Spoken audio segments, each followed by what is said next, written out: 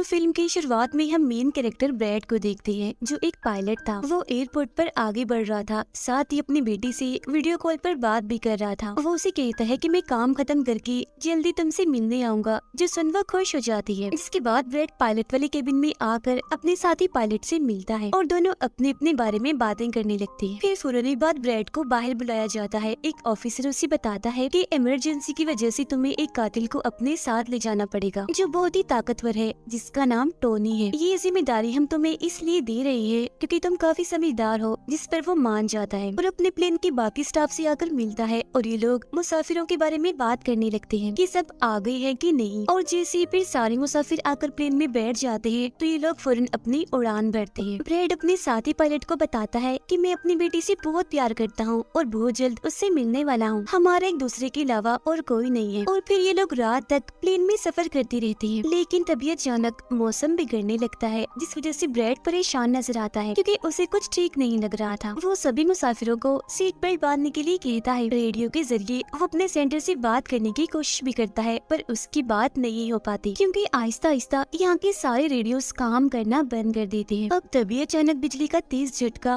Plane से आकर लगता है, इस वजह से प्लेन हिलने लगता है। ब्रैड को फिक्र होने लगी थी, इसीलिए जब वो सारे मुसाफिरों को देखने जाता है तो उसे सुकून की सांस आती है क्योंकि सब मुसाफिर ठीक थे। पर यहाँ अब धीरे धीरे करके लाइट बंद होती जा रही थी। जिस बीच एक बार फिर प्लेन को झटका लगता है, जिससे ब्रैड गिर जाता है और उसके माथे पर चोट लग जाती है। इस सारी सूरत हाल की वजह से सारे ही मुसाफिरों की हालत खराब होने लगी थी। ब्रैड वापस केबिन में आकर अपने साथी के साथ मिलकर प्लेन को संभालने में लग जाता है। काफी मुश्किल टाइम था उनके लिए क्योंकि एक तो रेडियो काम नहीं कर रहे थे, ऊपर से स्क्रीन पर भी उन्हें आगे का कुछ भी दिखाई नहीं दे रहा था। तब ब्रैड कहता है कि हमें प्लेन को नीचे लाना होगा क्योंकि अगर एक और झटका लगा तो प्लेन तबाह हो जाएगा। तो फौरन ये लोग प्लेन नीचे लेने लगते हैं। सारे मुसाफिर डरे हुए थे। एक औरत फिर अपनी सीट बेल्ट खोल देती है। उसे देखकर टोनी का ऑफिसर भी ऐसा ही करता है। प्लेन क्योंकि नीचे की तरफ जा रहा था तो ऊपर वाली साइड से वो जोर से टकराते हैं, इतनी जोर से कि फौरन ही उनकी मौत हो जाती है। अचानक तेजी से प्लेन नीचे आने लगता है। तब ब्रैड और उसका साथी जल्दी से इसे कंट्रोल में कर लेते हैं। तभी एयर होस्टेस आकर ब्रैड को बताती है कि मुसाफिरों की हालत खराब हो रही है, जिस पर वो कहता है कि सब कुछ संभालो, अपनी अपनी सीट्स पर बैठने का कहो क्योंकि जल्दी हम करीबी एयरपोर्ट पर उतरने वाले हैं। अब ये दोनों देखते हैं कि हम एक आइलैंड के ऊपर से गुजर रहे हैं, तो कोई और रास्ता फिलहाल ना होने पर ये इस आइलैंड पर प्लेन उतारने का फैसला करती है। वो कोई ठीक सी जगह देखकर फिर प्लेन को उतार ही देते हैं। हालांकि उन्होंने इमरजेंसी लैंडिंग की थी, पर फिर भी सही सलामत वो उतर ही गए थे। अब ब्रैड और उसका साथी तब खुश होते हैं जब उन्हें पता चलता है कि थोड़ी बहुत बिजली अभी भी प्लेन में है। इसके बाद ब्रैड सभी को नीचे उतरने का कहता है। उधर प्लेन की कंपनी का मालिक भी देख लेता है कि अचानक प्लेन कहीं गायब हो गया है क्योंकि उसने प्लेन को लैंड होते हुए नहीं देखा था और काफी देर से रेडियो खराब होने की वजह से उसका राब्ता भी नहीं हो पाया था, इसीलिए वो थोड़ा टेंशन में नजर आता है। अब एयर होस्टेस ब्रैड को आकर बताती है कि टोनी को लाने वाली ऑफिसर की मौत हो गई है। जो सुन ब्रैड को दुख तो होता है, पर वो उसे कहता है कि चलो जो भी हुआ अब बाकी मुसाफिरों का ख्याल रखो। अब सारे लोग इस सोच में थे कि हम यहाँ क्यों उतरे हैं, जिस वजह से ब्रैड सामने आकर बताता है कि इमरजेंसी की वजह से हमें यहाँ उतरना पड़ा। प्लेन में अभी भी थोड़ी बहुत बिजली मौजूद है, जिससे हम बाकी बिजली की चीजों को ठीक कर लेंगे। तब तक आप लोग यहाँ आराम से रहिए, खाना पानी मिलेगा और रहने की जगह भी, और आप लोग घबराइएगा नहीं, बहुत जल्द हम यहाँ से निकल जाएंगे। उधर प्लेन कंपनी के मालिक की मुलाकात एक रेस्क्यू एक्सपर्ट से होती है, जो ऐसे लोगों को खोज निकालने का काम करता है जो मुश्किल में कहीं फंसे होते हैं। कंपनी का मालिक उसे कहता है कि मुझे मेरे प्लेन की सारी डिटेल्स, जैसे कि वो कहाँ गया, उसके वर्कर्स, मुसाफिरों की सबकी जानकारी चाहिए। अब ब्रैड प्लेन के पास आकर उसे ठीक करने में लग जाता है, पर वो देखता है कि प्लेन में पावर बिजली काफी कम है, इसीलिए इनको इंतजार करना होगा क्योंकि रेडियो भी अभी काम नहीं कर रहे। फिर जब वो इस बारे में अपने साथी पायलट को बताता है तो उसका साथी नक्शा देखकर बताता है कि हम एक प्राइवेट आइलैंड पर फंसे हुए हैं। ये कोई आजाद जगह नहीं है, बल्कि यहाँ एक प्राइवेट आर्मी का कब्जा था, जो बुरे लोग थे क्योंकि उसमें सारे ही गुंडे थे और अगर उन्होंने हमें कोई भी नुकसान पहुँचाया तो गवर्नमेंट भी हमें नहीं बचा पाएगी। जो सुन ब्रैड कहता है कि अब कैसे भी करके हमें अपनी रेस्क्यू टीम को यहाँ बुलाना ही होगा ताकि वो आकर हम सबको बचा ले, क्योंकि यही एक रास्ता है यहाँ से निकलने का। अब ब्रैड सबके पास आकर उन्हें बताता है कि किसी खराबी की वजह से रेडियो अभी भी काम नहीं कर रहा। जो सुनकर सारे लोग काफी परेशान हो जाते हैं। ब्रैड उन्हें भी तसल्ली देता है कि हम आइलैंड की दूसरी साइड पर जाकर रेडियो को ढूंढेंगे और अपनी टीम से रेस्क्यू टीम को यहाँ भेजने के लिए कहेंगे, जो आकर आप सबको बचा लेगी और मेरे साथ टोनी जाएगा। ये कहकर वो टोनी की हथकड़ी खोल देता है और ये लोग आगे बढ़ जाते हैं।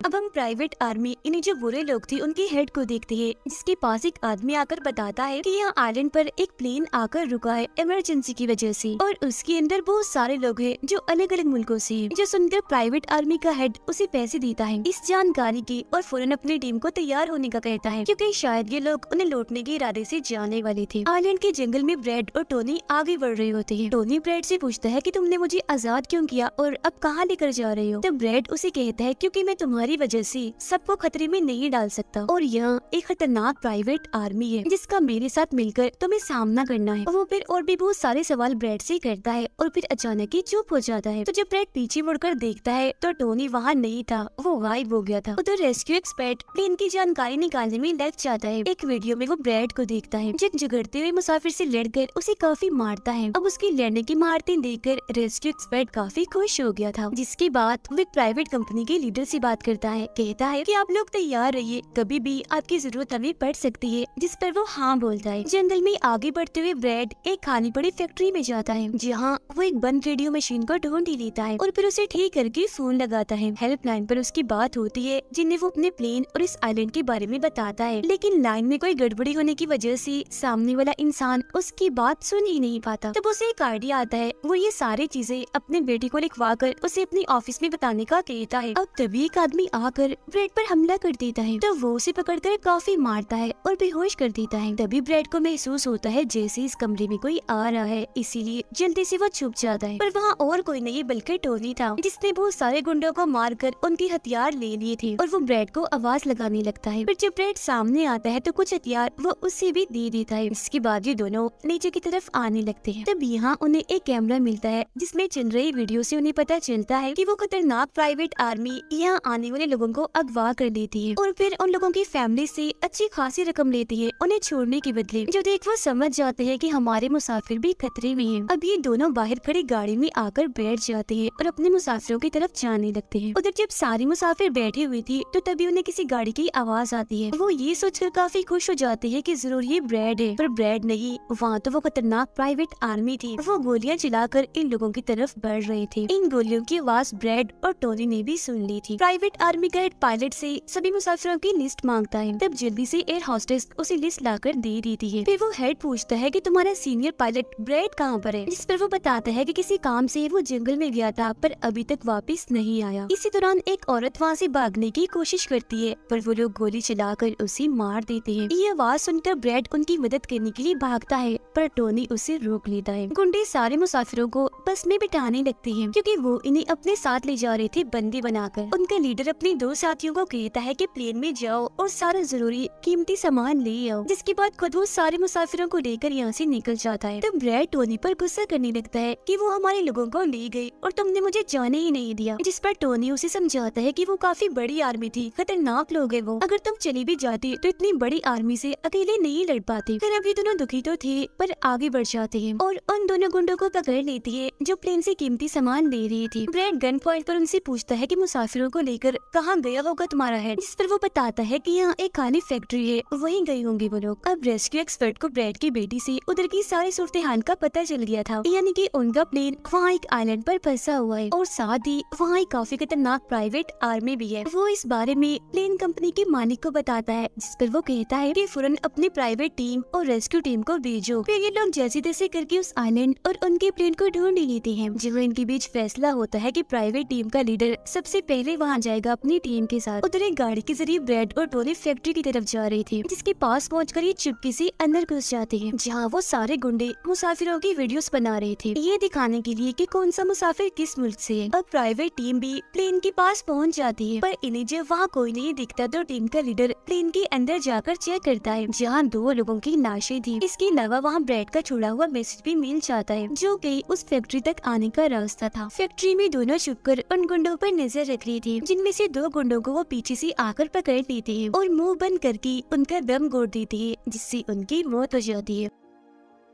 फिर ये खुफिया दरवाजे से आगे बढ़ते हैं और एक कमरे के बाहर जा पहुंचते हैं। उस कमरे के अंदर ही सारे मुसाफिरों को कैद किया हुआ था। वहाँ बहुत सारे गार्ड्स खड़े हुए थे, जिन्हें देखकर टोनी को काफी गुस्सा आ जाता है। इसीलिए वो वहाँ पड़ा हथौड़ा उठाकर एक एक करके सभी को मारता जाता है। फिर ब्रैड एक गुंडे से चाबी लेकर उन मुसाफिरों को कमरे से आजाद कर देता है। वो फिर सबको कहता है कि जल्द से जल्द प्लेन के पास पहुंचो, क्योंकि रेडियो के जरिए मैंने मदद मंगवाई है, रेस्क्यू टीम आती ही होगी। इसके बाद वो सब लोगों को बस में बिठाता है। तभी टोनी उसके पास आकर बताता है कि वहाँ बाहर बहुत सारे गुंडे खड़े हुए हैं, तो हम यहाँ से नहीं निकल सकते। वो जब फिर मुसाफिरों को परेशान देखता है तो कहता है कि मैं मुसाफिरों का ध्यान भटकाऊंगा, जबकि टोनी तुम सभी मुसाफिरों को यहाँ से ले जाना। जो कहकर ब्रैड वहाँ से निकलकर गुंडों के पास आता है। उनके हेड से बात करता है कि मेरी टीम यहाँ आ रही है, इसीलिए तुम मेरे मुसाफिरों को छोड़ दो। अब तभी गुंडे आकर उसे मारने लगते हैं और उनका हेड कहता है कि ऐसे कैसे छोड़ दूं, पैसों के बगैर मैं किसी को नहीं छोड़ता। जिसके बाद अब वो गोली से जैसे ब्रैड को मारने वाला होता है कि तभी प्राइवेट टीम यहाँ आकर उन पर हमला कर देती है। वो काफी गोलीबारी करती है, इसमें बहुत सारे गुंडे मारे जाते हैं। जिसके बाद वो ब्रैड को लेकर यहाँ से जाने लगते हैं, बस में बैठकर निकल जाते हैं। गुंडों का लीडर देखता है कि बाकी गुंडों के साथ साथ मेरा भाई भी मारा गया है, तो उसे काफी गुस्सा आता है। इसीलिए वो अपनी टीम को कहता है कि जल्दी करो, तैयारी पकड़ो और हाँ, किसी को भी मत छोड़ना, एक एक को चुन चुन कर मार देना। गाड़ी में ब्रैड उस प्राइवेट टीम से बात करने लगता है, तब उनका हेड उसे बताता है कि हम छोटी सी प्राइवेट टीम है जो बस तुम्हें यहाँ बचाने की मिशन में आए हैं, क्योंकि हम कोई रेस्क्यू टीम नहीं है। उन्हें आने में तो अभी और भी वक्त है। जो सुन ब्रैड घबरा तो जाता है, पर कहता है कि कोई बात नहीं, मेरे पास एक आइडिया है। इसके बाद ये लोग भी प्लेन के पास आ जाते हैं, जहाँ सारे मुसाफिरों को टोनी पहले ही ला चुका होता है। ब्रैड फिर अपने लोगों को कहता है कि प्राइवेट टीम हमारी मदद करने यहाँ आ गई है और अब उनकी मदद से हम प्लेन को चला लेंगे और फौरन यहाँ से निकल जाएंगे। तो आप सब लोग जल्दी से प्लेन में बैठ जाएं, क्योंकि हम रेस्क्यू टीम का इंतजार नहीं कर सकते, उन्हें आने में वक्त है और अगर हम यहाँ रुके तो उस खतरनाक आर्मी के हाथों मारे जाएंगे। जो सुनकर सारे लोग प्लेन में बैठ जाते हैं, जबकि ब्रैड प्राइवेट टीम के लीडर के साथ मिलकर प्लेन को ठीक करने में लग जाता है। जहाँ तभी वो गुंडे आकर इन पर हमला कर देती है, जिनको देखकर प्राइवेट टीम उन्हें रोकने में लग जाती है और यहाँ दोनों तरफ से ही काफी गोलीबारी होती है। पर इस टीम के पास काफी अच्छी गन्स थी, तो वो बहुत सारे गुंडों को मार गिराती है। ब्रैड टीम के लीडर को बताता है कि मैं अगले 5 मिनट में प्लेन को स्टार्ट कर दूंगा, मतलब कि चला दूंगा, जिसके बाद हम सब लोग उड़ान भरेंगे। फिर वो टोनी का शुक्रिया भी अदा करता है कि तुमने मेरा इतना साथ दिया। फिर ब्रैड गोलियों के बीच से ही होता हुआ अंदर आकर बैठ जाता है और अपने साथी पायलट के साथ मिलकर प्लेन चलाने लगता है। टोनी की गोलियां खत्म हो गई थी और जब वो प्राइवेट टीम का बैग चेक करता है तो उसे वहाँ पैसों से भरा हुआ एक बैग मिलता है। पर फिलहाल पैसों को ऐसे ही छोड़कर दूसरे बैग से गन लेकर दोबारा गुंडों से लड़ने लगता है, जहाँ तब तक ब्रैड भी पूरे प्लेन को घुमा भी चुका होता है। फिर वो प्राइवेट टीम भी प्लेन में चढ़ने लगती है। ब्रैड को प्लेन कंपनी का मालिक बताता है कि मैं तुम्हें कोई महफूज जगह बता दूंगा जहाँ तुम जा सकते हो। सभी लोग तो प्लेन में चढ़ जाते हैं, पर टोनी नहीं चढ़ता। वो पैसों से भरा बैग लेकर वहाँ से भागने लगता है। तब उसे जाता हुआ देखकर प्राइवेट आर्मी उनके प्लेन पर हमला कर देती है। उनका हेड प्लेन के सामने रॉकेट लॉन्चर लाकर उन्हें एक ही झटके में उड़ाने का सोच रहा था, लेकिन उसे टोनी देख चुका था। वो उसे गोली मारकर गिरा देता है, ऐसा करने से रोक लेता है। ये देखकर ब्रैड को बहुत खुशी होती है, जिसके बाद वो अपनी पूरी ताकत लगाकर प्लेन उड़ाने में कामयाब हो ही जाता है। इस वजह से टोनी भी खुश था और वो भी फिर वहाँ से चला जाता है। ब्रैड प्लेन को आइलैंड से दूर ले जाता है, जबकि प्लेन का मालिक उसे एयरपोर्ट का बताता है जहाँ ये लोग जा सकते थे, जो काफी करीब था। तब ब्रैड उस तरफ प्लेन ले जाने लगता है, पर एक बार फिर प्लेन तबाह होने लगता है। इसलिए ब्रैड दोबारा से इमरजेंसी लैंडिंग करवाता है और उनका प्लेन नीचे आने के बाद जंगल के रास्ते आगे बढ़ने लगता है। सब लोगों की जान बच गई थी, इसीलिए वो काफी खुश थे। उधर प्लेन कंपनी का मालिक और उसकी टीम भी बेहद खुश थी। ब्रैड और उसका साथी भी सुकून की सांस लेते हैं कि कम से कम वो उस आइलैंड से तो निकल आए थे और सबकी जान भी बच गई थी। कुछ ही देर में यहाँ इनकी रेस्क्यू टीम भी आ जाती है, जिन्हें देखकर सारे मुसाफिर खुश तो थे, साथ ही ब्रैड की बहादुरी पर तालियां बजा रहे थे। ब्रैड फिर सारे मुसाफिरों को रेस्क्यू टीम के साथ भेज देता है, जिसके बाद वो अपनी बेटी से बात करता है। वो इस बात से काफी खुश थी कि थैंक गॉड मेरे डैड जिंदा हैं। दोनों भाई बेटी बात करके बहुत खुश थे और इसी के साथ ब्रैड की बहादुरी की